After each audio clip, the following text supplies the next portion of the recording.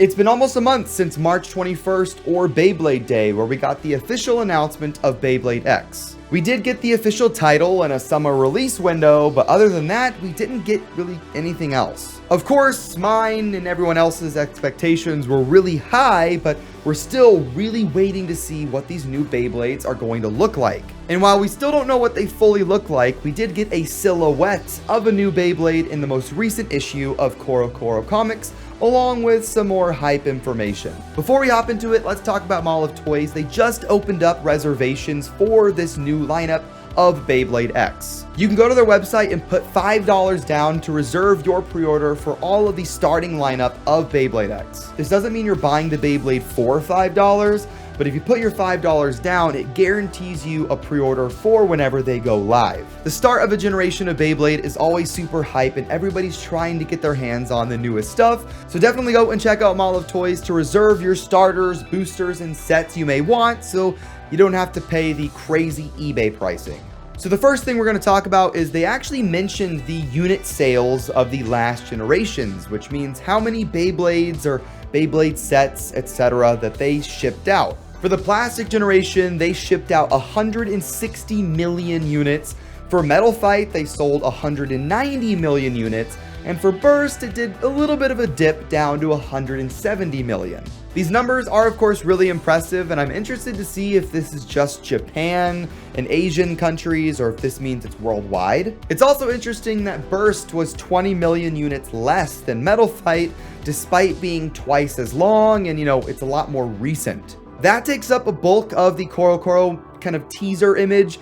There is a little bit more about Beyblade X. I did use Google Translate for this though, so it's probably going to be a little bit off, but you get the gist of it. Its name is Beyblade X. Faster, stronger, and more extreme. Explosive birthday this summer, a new battle gear for us to surpass the past. Not really a lot of information there, just it's gonna be exciting, it's gonna be hype, and it's coming this summer. Will it be able to surpass Beyblade Burst and Metal Fight, especially straight away?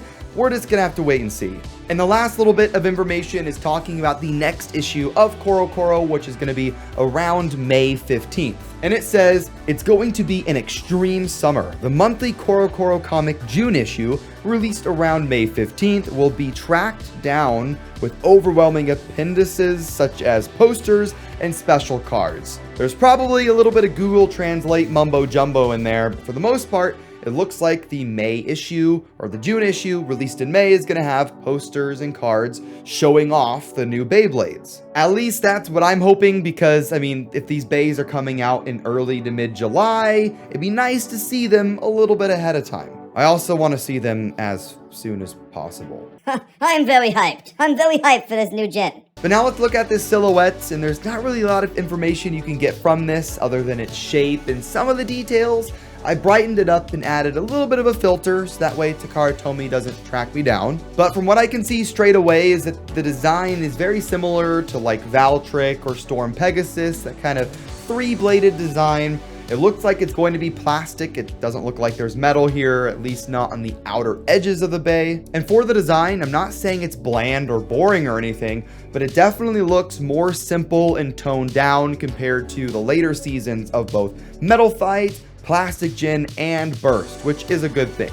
You want the Beys to kind of simplify back down to earth, so that way in later seasons it can be a little bit more extreme. But other than that, we don't really see anything else. We know that bursting is going to be part of this system. These Beys aren't going to be fully locked together, but it's definitely going to work in a different way compared to Beyblade Burst, at least I hope. It took me a little while to be okay with that. I was hoping that Burst wouldn't come back, but then again, early seasons of Burst were a lot of fun. It just kind of became meh later on, back when Beys didn't burst that much. But now we're just waiting for the June issue of Rocoro releasing in mid-May, and hopefully that'll just be the huge reveal of Beyblade X. We're also going to be getting some more information on the manga side of Beyblade for that May 15th issue as well. I'm not super big into the Beyblade manga. It's just kind of hard for me to find ways to read it. But I know a lot of you guys out there really like it and even think it's better than the anime. And from what I can tell based on the announcement is that there's going to be a tag team duo that are writing the next manga. So instead of just one person, it's going to be two. What that means, I don't know. Who they are, I also don't know. I'm really interested to see what the new art style for Beyblade X is going to be. Every single generation of Beyblade has had its very distinct art style, so I'm hoping it's something pretty new and not just similar to Beyblade Burst. But let me know what you guys think in the comments. Are you guys more hyped for Beyblade X now, or just still waiting to see what happens? Thank you for watching. Go and check out Mall of Toys, links in the description down below, and I'll see you in the next one. Have fun, and Bey away.